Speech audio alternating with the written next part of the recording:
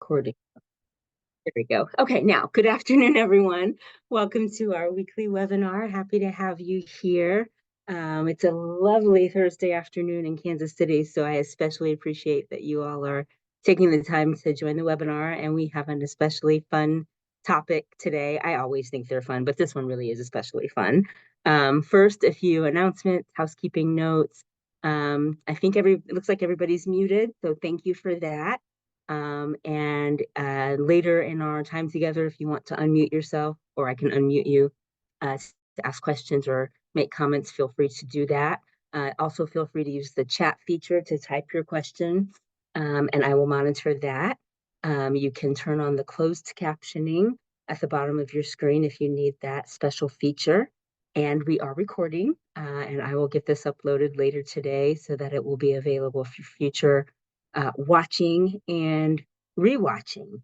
I think those are all the announcements for now. So let's get to the fun part. I'm very happy to introduce to you Rachel Wathen, who is the museum educator, volunteers, and group tours for the National Museum of Toys and Miniatures on the campus of UMKC. Rachel is also on the learning and engagement team at the museum. She studied history and theater and has spent her career dabbling in both local and national museums, as well as volunteer management and education. One of her favorite positions was in the education department of the Eisenhower Presidential Library and Museum. I'm just going to take a point of privilege here. Everybody can know this, but especially you, Rachel. My family bucket list is to visit all of the presidential libraries. We were big history nerds. So I've been to Eisenhower. I may have even been there when you were there and didn't know it. And so we've been to, gosh, I don't remember how many there are in total, but like 8 or 9. So we're getting there. And I love museums, and I'm super excited that you're here today to tell us about the Toy and Miniature Museum. But let me get back to you.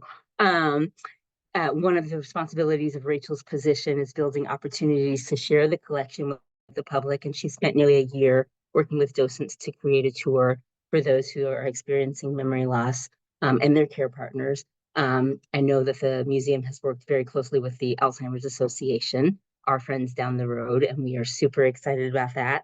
I had a chance to visit the museum and the Story Connections program, and I can tell you it is wonderful. You're in for a real treat to hear about it today, and if you can get yourself there, you're in for an even bigger treat. And the final line of Rachel's bio is that the Story Connections program is near and dear to her heart, and I can tell based on all the work that she's put into it. So one more thing before I turn it over to Rachel. Rachel and the museum were kind enough to give us a set of passes to the museum. She's going to tell you about how the Story Connections program, which is free. But if you want to just go to the museum and see the whole thing, we've got some free admission passes. And I'll share more about this before we're done. But if you are interested in getting a pass, I'll put this in the chat. Please send an email to myalliance@kumc.edu. Tell me what your favorite toy or miniature is. There's no wrong answers. I'm just nosy. Tell me what your favorite toy or miniature is, and I'll do a drawing. And let's say send it by 5 o'clock tomorrow. I'll give folks a little time. If you are watching this in the future and it's a recording, if it's before 5 o'clock on Friday, you're welcome to send your entry in. If not, go to the program anyway. Okay. So I'll repeat that if you want a chance to get one of these free passes. And if you think you don't want to now, you probably will by the time Rachel is done, because it is a fantastic exhibit. So without any further ado, Rachel, welcome. And we are excited to hear about the program. Thank you. I am thrilled to be here and to share about a program that we've been working on for a while and get it out into the universe. I'm going to share my screen because I have our little slideshow here. Can you tell me, do you see it? Not yet, Rachel. It doesn't say that you're sharing your screen yet. And so maybe give it another whirl. I will give it another whirl. Okay. There we go. I think this will. It's coming. Okay. And make sure just a few technical things. Making sure that there we go. So I have, as Kelly said, been working on this program with docents. There are volunteers who have been researching and preparing for this program for nearly as long as I have. But I think I'm going to start off with telling you a little bit about the museum.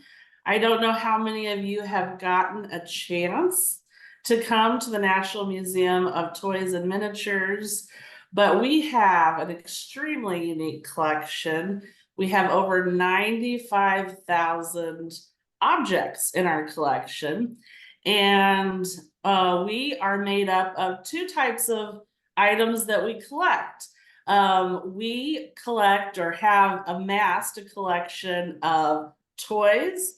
Those are housed on the second floor of our museum, and fine scale miniatures. I will ask you, does anybody know the difference between toys and miniatures? So if you want to pipe in, I'll give you a second here. There is a distinction between toys and miniatures. Rachel, I feel like you told me this when I came to the exhibit, so I won't answer. I'll give other people a chance to answer. And if you don't want to, I'm happy to share. Okay. We have this fine scale miniatures are works of art. They have been commissioned by artists and they are to scale. So that means that if you're looking at most of our fine scale miniatures, it will be 1 inch in the miniature equals 12 inches for their realistic counterpart. And all of our fine scale miniatures have working parts. So the instruments that are fine scale, they would work, but we like to say you can't miniaturize sound. The hinges work. We'll have little desks with keys, and those keys and locks work. The drawers work. Everything is made the same way that its full scale counterpart is by artists. And these artists often have to be quite, they have to use their ingenuity to figure out ways to make things that are the same in real life in miniature. I'll give you an example. We have miniature cellos and violins in our collection. And normally the strings for those are made of horsehair. In our collection, they are made of human hair because that represents the scale that we're looking at. Now, Barbara Hall Marshall was one of the founders of this museum. And I'll tell you a little bit more about the founding in just a minute. But she is the one that was a patron of this particular type of art. And she would be the one that would tell artists, build what's in your imagination, and we will put it in our museum. So artists really liked Barbara Marshall for that reason. We also had her co-founder, Mary Harris Francis. Now, whenever I say Mary Harris Francis, I always want to say Mary Harry Francis. I did that the first time I gave it to her and I got a few giggles. It was Mary Harris Francis. And she was a collector of toys. She loved vintage and antique toys. And she and Barbara ran in the same circles. Sometimes they went to similar shows. And Mary Harris Francis, at one point, her mother said, "Girls, you need to open a museum. You have too much stuff." So they did. And in 1982, they opened the Toy Museum. It was, I think, just called the Toy and Miniature Museum at that point. We're now the National Museum of Toys and Miniatures here on the campus of UMKC in an old mansion that the Terman family lived in. And something that I really want to emphasize is for our museum, and also if you are able to come into our Story Connections program, we really encourage you to have a playful spirit when you come here. We're talking about, especially with Story Connections, some of our toys here in this, our first few programs. And we want you to sort of suspend your disbelief and jump into the moment and enjoy talking about all of the things that toys spark in our imagination. That's what we like to do here. So that's Mary Harris Francis right there in that picture with one of her toys. She's an adult and she enjoyed it. And many adults enjoy toys and have fond thoughts about toys that are from their past. As Kelly said, this is a free program. We are really excited that at this time we're able to offer it for free. Our goal is to make sure that people who are experiencing memory loss and those care partners that are with them have a place to go and enjoy a museum and enjoy some art and enjoy community. So that's, I think, one of the reasons this program is near and dear to my heart is I just love connecting with people. And this is a chance for us to connect with you, but also for you to connect with each other and for you to connect with stories. So you see the name is Story Connections. And that's really what connects both of our collections are the stories behind it. You know, a thing is just a thing, but our stories about the things that we have loved in our lives, our material things, those are the things that are important. And then we have that connections in there because we want to build those connections with one another. So we anticipate that individuals who are experiencing memory loss and their caregivers come in and share this experience together. And so I just want to tell a little bit more about what this looks like. And I kind of hit all these points here. It's an opportunity for all of us, myself, for you guys, for the docents, to be in dialogue and explore the thoughts that we have about our collection and about the objects that we're looking at. And I really want to emphasize there are no wrong answers. This is a time that is really safe. Nobody is going to be judging anybody else about what you say or your thoughts on something. And we hope to engage you in a really multi-sensory way. So sometimes that's going to include some music. Sometimes that'll include an art project. Of course, we are going to be using that visual of looking at things. And so again, that multi-sensory approach is what we're looking at.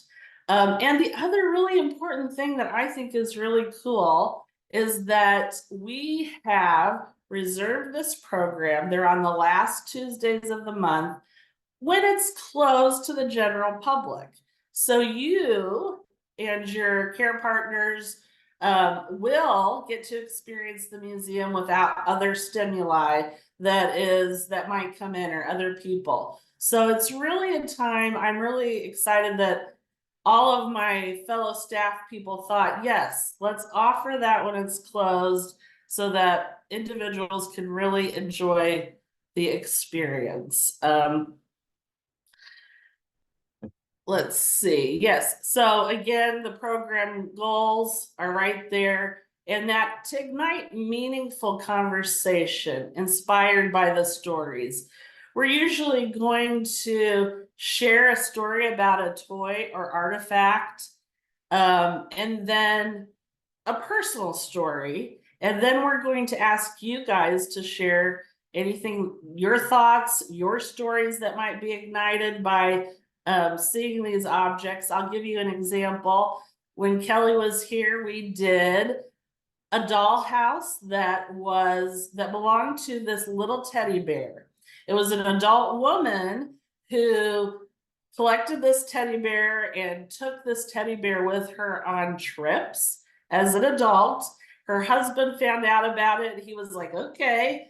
And then he would start to put the teddy bear in his pocket when they went to the movies, and they created a home. This woman also found a little spouse, a wife, and then they later on had a little tiny teddy bear that was their son. So a really interesting story about how they created memories with this toy and how they traveled with this toy. She created scrapbooks with pictures, and it was a lot of fun.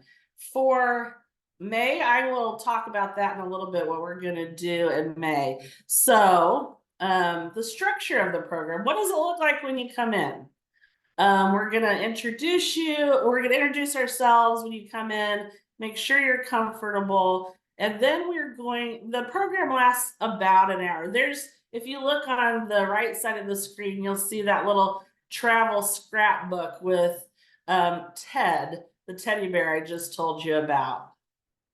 The program will last about an hour, and we have specially trained docents that are going to share our collection for about 30 minutes, and then give you a little chance to look around on the floor that we're on as well. And then we're going to head back to this great education space that we have, and we provide coffee, tea, water, cookies, and then an activity. So last time's activity was we created our own travel scrapbooks, and we got to put our pictures in there. We got to look at which states that we've been in, and we got to mark them off, and it was a fun activity. Anytime anybody has a question, just holler. Maybe we'll open it up to questions at the end. But that's sort of what the program looks like. We have some time in the gallery, which is so much fun, and some time doing an activity. And they will differ from month to month. So understanding our guests. We have been doing a lot of work on this because we want to treat everybody with dignity and to understand where our guests are coming from. And just wanted to share with you all that we have been training with the Alzheimer's Association, the Heart of America chapter, and we have also been training with the Nelson Atkins Museum. They have been doing a wonderful program for the last 12 years called Minds in Motion, and some of you are probably familiar with that program. And we've spent time shadowing them and also having them to our museum where we could ask them a million questions. And we just can't recommend their program enough.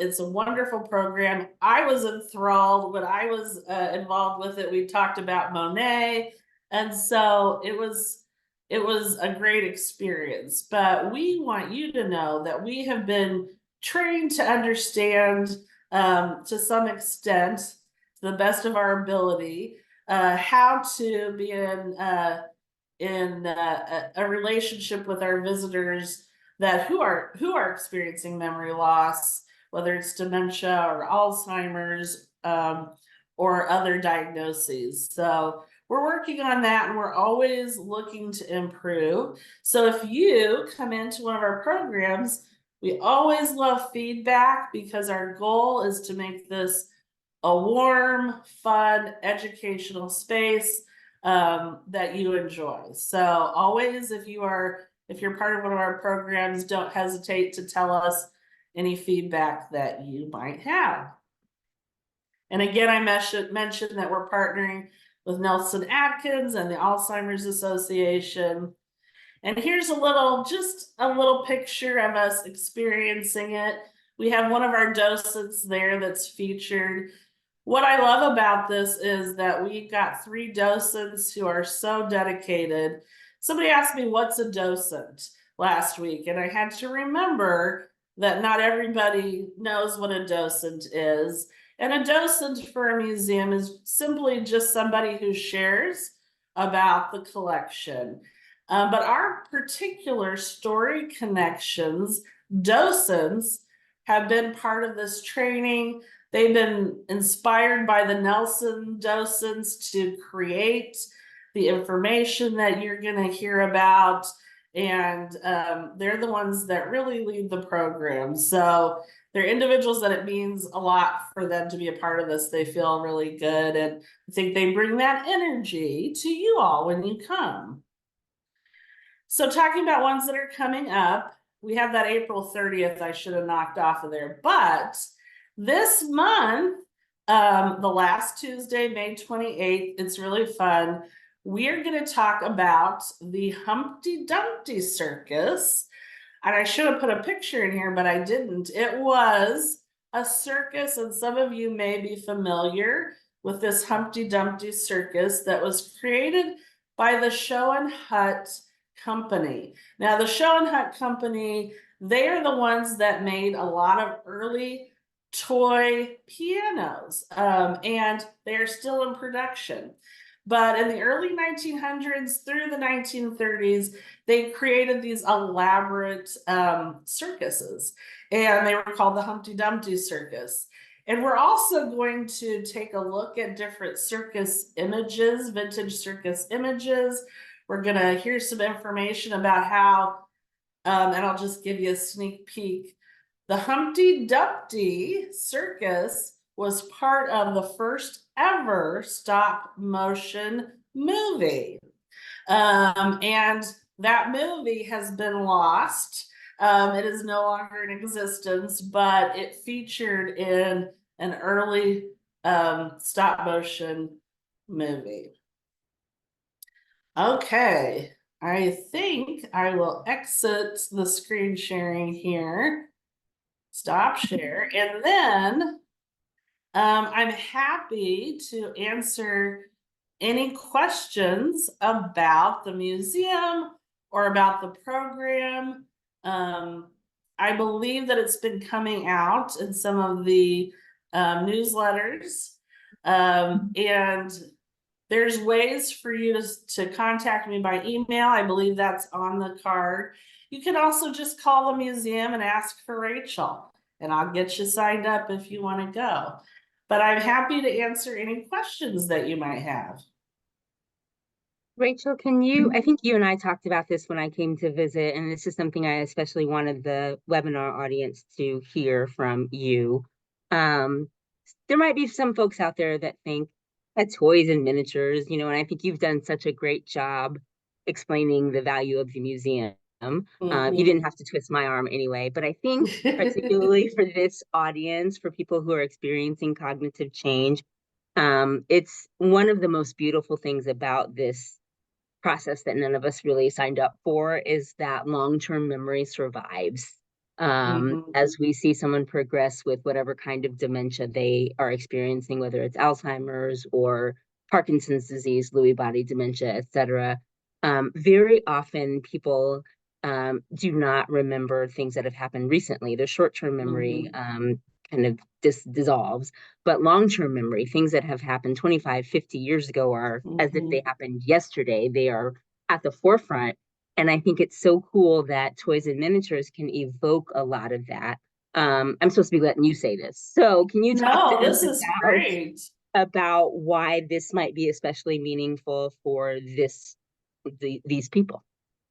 Yeah, and I think you bring up a really good point, Kelly, which has been part of our discussion with the Nelson and with the Alzheimer's Association, is that long-term memory is there. And so we're hoping our collection, which has toys from, the 1700s, which none of us are that old, all the way to the 1980s, are there you might see something from your childhood, you might see something from your children's childhood that's going to spark conversation.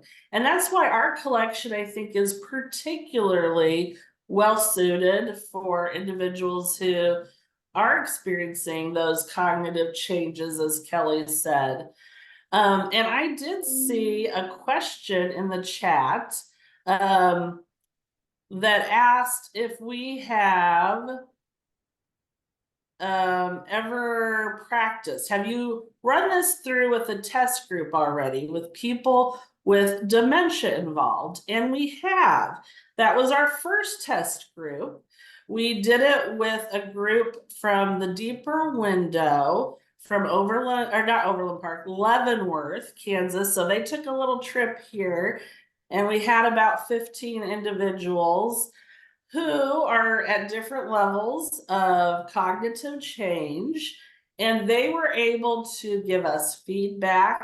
And we were also able to see what worked and what didn't work.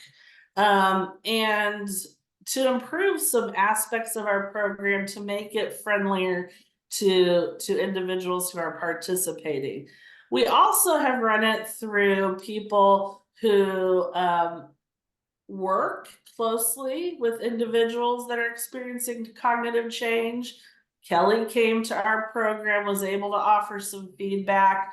We had an individual for Minds in Motion that was able to offer us some feedback. So we are really trying to put in practice what it looks like to offer this type of programming. And the Deeper Window is a great program. As Renee also pointed out, they're a great program where they do a lot of outside activities, they volunteer, they go to different museums and events. So that I'm looking at the questions a little bit. Am I missing any questions, Kelly? I don't think so. I think you've got them all, Rachel. And it sounds like, I mean, I, of course, am biased. I think there's great value in attending monthly, even if the program didn't change. But it sounds like you'll have a bit of a different focus each It time. will change Yeah. every month. And what we're really hoping is that we will have repeat visitors so that you become part of our Story Connections family, that we'll get to know you and what you're interested in, and you will get to know us here in our collection and the people that will be showing up at every Story Connections to help out and to help facilitate this program. So relationship building, I think, is key for us sharing all these stories with one another. And that's one of our goals. Great. Rachel, I know on the cards that you've given us to spread the word, the dates go through June. Do you expect Yes, to continue past June? it will happen every month. We need to get the additional advertising going. So yes, it's going to happen, and it's going to be a monthly stable offering that we are putting out there. So yes, thanks for that question. Sure, that's so exciting to think that this is something ongoing. We get at here at the ADRC, we get a lot of questions from families thinking, what can I do that with my loved one that's going to be meaningful and that will give me a way to get out of the house also. And I think this is right up our alley. I think this is a great idea. And the museum exhibits that I got to see when I visited, there are things you can touch. That's one thing about museums is oftentimes they tell you, do not touch. But at this particular museum, there were some things that you could touch, and I won't spoil it, but there's some things you can take home. And there is the best part, and I don't even know if this is the best part, but one of my favorite parts was the toys of the 60s, 70s, 80s, and so forth. I spent an inordinate amount of time gazing at the toys of the 80s and reliving my own childhood. So it is something I think that everybody can find some joy in. And Renee has her hand up. So Renee, go for it. So my question is there a maximum group size or a ratio you're going for of caregiver to person with dementia during this hour? So that's a good question, Renee. We're really anticipating that There will be one care partner per individual who's going through this cognitive change. We also have a lot of volunteers who are super interested in this program, who will be here to help facilitate it and anticipate needs. And we are working on figuring out what our limit is. We've just, in terms of how many visitors, and that actually may change from object discussion from one month to the next, because we look at our space and how many people can comfortably sit in front of one of our objects.